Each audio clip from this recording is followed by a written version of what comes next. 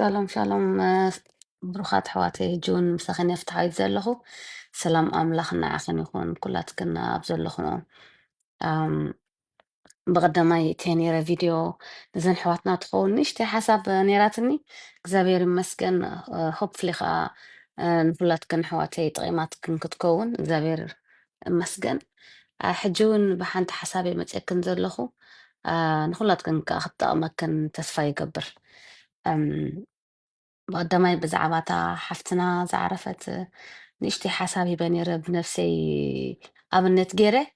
عندنا حجو نتن حواتي زلخن ولون أب حدر كون كنت بوزح شجر تحالفة وي زي مسم مع خقاتهم كله تحالفوا زلخن قدنا نشتي حساب كبكنا دلي زافير كم زرد عنقا كنزراربينا برخاتي أو ኣብቲ ትገብሮ ኩሉ ግዜ ሓዳር ትገብረሉ ግዜ ሲ ሓደ እቲ በይኑ ዝነበረ ካልኣዩ ምስ ካልኣዩ ክነብር ክጅምር ከሎ ወይ ምስ ካልኣዩ ኣብ ኪዳን ክኣቱ ከሎ ሲ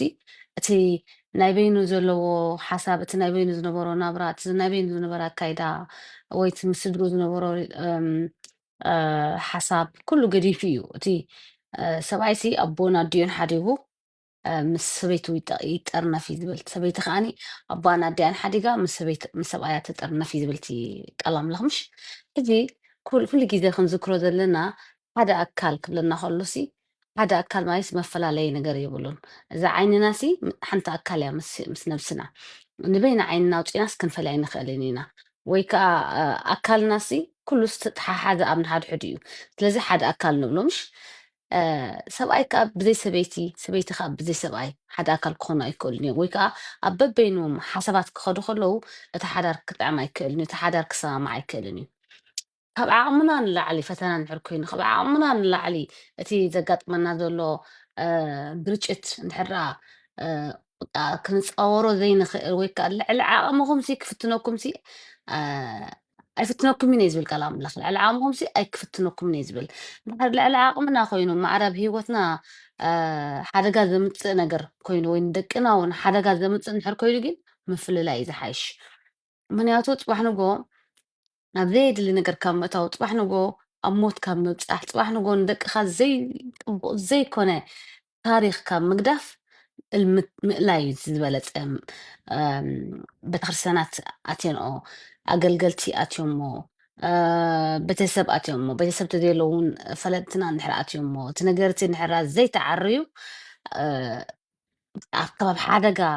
ምእታው እልይ ምባል ይሓይሽ ይብላነ እዛ ሓፍትና ሕጂ ምስክነይቲ ኣብ ጀርመን ነፍሳ ተፈላለዩ ተቆሪፁ ተረኪቡ ዘሎ ንሱ እቲ በዓል ቤታ ዝበሃል ዘለውን ኣብ ካልእ ሃገር ብምፅንሑ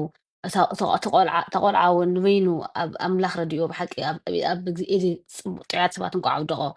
ኣብ ገዳም ተደርቢቡ ብምፅንሑ እንታይ ኣምፅኦ እዚ ኩሉ እንተኢልና ሲ ዘይምስምማዕ እዩ ዘይምስምማዕ እዩ ከምቲ ሰማዕክዎ ዝተፈላለዮም እዮም ነይሮም ብሓሳብ ይኮኑ ዝነብሩ ነይሮም ኦኬ ሕጂ ኣብዚ ክንርድኦ ዘለና ክንረዳእ ክሳብ ዘይከኣልና እቲ ሕመም ምፍዳይ ንሕር በዚሑ ኣሎ ኮይኑ ወይ ከዓ ኣብ ንሓድሕድካ ምፍኽኻር ንሕር ኣሎ ኮይኑ ወይ እውን ሕማቕ ዓይነት ፀባያት ክትርኢ ንሕር ጀሚርካ ኣለካ ኮንካ ሲ ንነገራት እንተረሓቕካሉ እዩ ዝሓሸ ይብላነ ስለዚ ወላ እውን እንድሕር ተዛሪብካዮ ወይ ተዛሪብካያ እንድሕር ዳኣኒ ዝዕረ ነገር ዘይኮይኑ ፅባሕ ንጎ ካብ ሓደጋ ዝኸውን ምፍልላይ ዝሓሽ ይብላኒ ማለት እዩ እንደገና ኣሕዋተይ ብፍላይ ደቂ ኣንስትዮ ክላብዎክን ኣብ ህልኽ ወላ ሓንቲ ትርጉም የብሉን እንደገና ንሰብ ተዛሪብካዮ እንድሕር ዳኣ ንሱ በዳሎ ኮይኑ ንስኽ ተዛሪብክዮ ወይ ሚዒድክዮ ወይ ንዓ ደቅኻ ርአ ንዓን ደቅኻ ግበር ወይ ንዓነ ከም ኢልካ ኣይከውን እዩ እቲ ሰብ ብሓፂሩ ኣብዚ ምድሪ እዚ ውላድ ክመፅእ እንከሎ ኣብ ሓዳር ኮንካ ውላድ ክመፅእ ከሎ ወይ ብኣጋጣሚ ውላድ ክመፅእ ከሎ እቲ ውላድ ንድሕር ተወሊዱ ሓላፍነት ናይ ክልቴና እዩ ሓላፍነት ናይ ክልቴኹም እዩ ስለዚ እንድሕር ደኣ ንስኺ ጥራይ ተኣልየ ኣለኹ ኮንኪ ትቆልዓ ንስኺ ጥራይ እንድሕር ደኣ ዘድሕሪኡ ትጎይ ኣለኹ ኮንኪ እሞ ብምሉእ ሓላፍነት ተሸኪምኪ نتقولع تعبي الله خينكي نحردا أبيكي بقى አይደልን ያነ ቆልዓ ካሊ በቃ በይነይ ኣነ ክነበር ዝደሊ ሓላፍነት ክወስድ ኣይደልን እንትብለክ ኮይኑ ዳስኢት ግደፍዮ ዘጨቃጭቕ የብልክን ዘጨቃጭቕ የብልክን እግዚኣብሔር ኣምላኽ መገዲ ክኸፍተልክ እዩ እግዚኣብሔር ኣምላኽ ብኩሉ ነገር ከቀናዓልክ እዩ ብክፋእ ኣይኹን ብተንኮል ኣይኹን ብሸርሒ ኣይኹን ንስኺ ንዕኡ ክትሃሲልኪ ንዕኡ ክትጎድኢ ኢልኪ ኣይተስእ እምበር እንድሕር ኣብዩ ውላዱ ክኣሊ ንኩላትክን ደቂ ኣንስትዮ ኣሕዋተይ ዝዛረብ ዘለኹ ውላዱ ክኣሊ እንድሕር ዳ ኣብይክን ኣሎ ሓንቲ ክትገብሮ ኣይትኽእላን ኢኽን ንስኹምሲ ወጢትክን ንዓ ውላድካ እለ ንዓ ውላድካ ግበር ክትብሎ ኣይትኽእላን ኢኽን ፍጹም ኣይከውን ኢኹም ጌርካ ለሚንካ ኸ ኣይከውን እዩ ሓዳር ንክልቴኻ እዞም ውላድ እዚኦም ብማዕረ ከም ዝበፅሑኻ ተረዲእኻ እንድሕር ዳ ሓላፍነት ትወስድ ኣለኻ ኮይንካ ኦኬ ፅቡቕ ነቶም ቆልዑት እውን ኣይተሃስዮምን ኢኻ እቶም ቆልዑት እውን ብፍቕሪ ክዓብዮም እቶም ቆልዑት እውን ናይ ኣቦኦምን ናይ ኣዲኦምን ፍቕሪ ሒዞም ክዓብዮም ሓደ ሰብ እቲ ሓደ ኣካል ግን ንዓ ከም ዝግበር ኢሉ ንድሕር ዳ 10 ግዜ ዝልምን ኮይኑ ወይ ዝዛረብ ኣሎ ኮይኑ ግን ስቕ ምባል እዩ ዝሓይሽ እቲ ሰብ ተዛሪብካ ተስምዖን ኢኻ ሓላፍነት ናይ ውላድ ንድሕር ዘይቅበል ኮይኑ ሓደ ሰብ ወላ በታ ጓል ኣንስተይቲ ወላ በቲ ወዲ ተባዕታይ ማለት እዩ እንድሕር ዳ ሓላፍነት ናይ ውላድ ዘይስምዖ ኮይኑ ኣነ ዝመርፃ ከም ነፍሰይ ክሪኣ ከለኹ ውላደ ብምሉእ ሓላፍነት ክዕቢ ዘድልዮ ነገር ኩሉ ክገብረሉ መስዋእቲ ክኸፍለሉ ጥራይ እያ ዘድልየኒ ምክንያቱ ፅባሕ ንጎ እዚ ውላድ እዚ ቆልዓ እቲ መስዋእቲ ናይ ወላዱ ናይ ወላዲኡ ምስኡ ዝነብር ዘሎ ዘሕልፎ ዘሎ መስዋእትታት ዝገብረሉ ዘሎ ላዕልን ታሕትን እንዳተዓዘበ እዩ ዝዓቢ ዘሎ ስለዚ ካባኻ ምንጋር የድልየን እዩ ካባኻ ምንጋር የድልየን እዩ ብዓይኑ እቲ ቆልዓ መን እዩ ሓላፍነት ተሸኪሙ ዘዕብየ ዘሎ መን እዩ ዋጋ ዝኸፍለሉ ዘሎ ይርኢ ኣሎ ስኺ ጥራይ ክፉእ ኣይትምሃርዮ ነቲ ቆልዓ ነታ ቆልዓ ክፉእ ኣይትምሃርያ ብዛዕባ ኣቦኡ ብዛዕባ ኣዲኣ ሕማቕ ኣይትዛረቢ እስኺ ዝግባእክ ጥራይ ግበሪ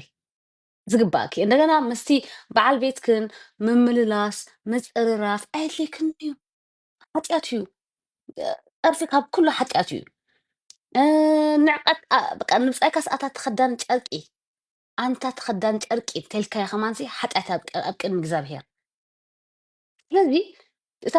ትግባእክን ኦኬ ተዛረባ ብስርዓትን ብዲስፕሊንን ኣይክእልን እያ ኣይገብርን እያ በቃ ላዕሊ ዓቕመ እዩ በቃ ወላ እውን ሓደ ግዜ ወረ እንድሕር ደኣኒ ከምዚ ዝሰምዖ ሕጂቲ ሓደ ግዜስ ወላ እውን ደቆም ኣብይ ኣለዉ እውን ዘይፈልጡ ሰባት እውን ኣለዉ እዮም ኣለዋ ከዓ ደቂ ኣንስትዮ ከምኡ ስለዚ እንድሕር ዳ ተዛሪብና ግቡእና ኢልና ዘይሰምዑና ኣለዎ ኮይኖም ካብ ኣብ ሓደጋ ንኣቱ ካብ ምትህልላኽን ታዕታዕን ክትዕን ንተኣለ ንፈለ ኣሕዋተይ ሂወት ካብ ትሓልፍ ዘይድሊ ነገር ካብ ንበፅሕ ንሰይጣን ካብ ቦታ ንህቦ እሊ ምባል እዩ ዝሓይሽ በጃኽን ኣሕዋተይ ኣነ ክላብወክን ልዕሊ ማንም እግዚኣብሔር ኣምላኽ ኣብቲ ኸድዎ ዘበለ ምሰኽን እዩ ንሓዳር ከዓ ብሓንቲ ኢድ ኣጣቂዕኻ ወይ ብሓንቲ ኢድ ጎይኻ ኣይትመፅን እያ ክልቴኻ እንተዘይዓይኻ ኣብ ክልቴኻ ዘሎ ፍሕፍሐ እንዳበርትዐ እንድሕር ዝኸይዳ ኣሎ ኮይኑ ከዓ ምፍላይ ዝሓይሽ ኣቱም ሰበኽቲ ኣገልገልቲ ከዓኒ ኣብቲ ሓዳር ዝኸውን ዘሎ ነገራት ከዓኒ ጠምትዎ ረኣይዎ ክትኣልይዎ ፈትኑ ልዕሊ ዓቕምኽን እንድሕር ኮይኑ ኣብ ሓደጋ ዘውድቕ እንተኮይኑ ግን ብፍላይ ተን ደቂ ኣንስትዮ ተኣለያ እዩ ዝብለክና ኣነ ከም ደቂ ተባዕትዮ ከዓ ሓላፍነትኩም ተረዲእኩም ሓላፍነትኩም ምዃኑ ናይ ደቅኹም ናይ ናብራኹም ፈሊጥኩም ኣብቲ ሓዳር ርእሲ ኮንኩም ተራ ኮንኩም ክትዓዩ ኣለኩም ንዓዓ ጥራይ ከም ዝምልከታ ጌርኩም ኣይትውሰድዎ ኣብ ንሓድሕድካ ከምቲ ኣብ ቆሮንጦስ ተፃሒፍልና ዘሎ ኣብ ንሓድሕድኩም ከዓኒ ምክብባር ክህሉ ኣለዎ ኣብ ንሓድሕድኩም ምርድዳእ ክህሉ ኣለዎ ልክዕ ቃል ኣምላኽ ኢልና ዘሎ ክርስቶስ ነታ ማሕበር ርእሲ እዩ ሰብኣይ ከዓ ነታ ማሕበር ኣፍቂርዋ እዩ ክርስቶስ ሰብኣይ ከዓኒ ነታ ቤት ርእሲ እዩ ንሰበይቲ በቃ ከምቲ ክርስቶስ ነታ ማሕበር ዘፍቅራ የፍቅራ እዩ ዝብለና ንሰበይትካ ከተፍቅራ እዩ ኣምላኽ ሂብካ ዘሎ ሓላፍነት ሰበይቲ ከዓ ንሰብኣይካ ክትእዘዝዮ ክትጭፍልቃ ክትቅጥቅጣ ዘይኮንካሲ ብፍቅሪ ክትእዘዝዮ ጎይታይ እንዳበልከ ክተኽብርዮ ንስኻ ከፍቅረኪ ውሉድ ከዓ ነቦኻን ነዲኻን ክትእዘዝ ኣቱም ወለድኻ ደቁም ኣይተኸርይዎም ኢሉ ኩሉ በብስርዓቱ ይብና ኣሎ ቃል ኣምላኽ ስለዚ ካብ ንሰምዖ ዘለና ክፉእ ዘመን ክንወፅእ እንተኮይንና ኣብ ቃል ኣምላኽ ጥራይ ንወክል ቃል ኣምላኽ ንዓና መፍትሒ እዩ እንደገና ንስኺ ንዓባ ደቅኻ ርአ ንዓባ ንደቅኻ ግበር ኢልኪ ኣይተግብርየን ኢኺ ንሱ እንተዘይሃቂኑ ንደቁ እንተዘይሓልዩ ንደቁ እንተዘይሓሲቡ ግደፍ እዮ ንስኻ ከምኡ ንዕደቅኻ ከምዚ ኢልካ ኣይከውንን እዩ ንደቃ እንተዘይሓልያ ስለዚ ብርእሲ ብእምሮ እንተኸድና እቲ ዝበለፀ ኣሕዋተይ እዚኣ ክላብወክን ደሊ ፕሊስ ኣሕዋተይ ካብዚ ክፉእ ዘመን ንተኣለ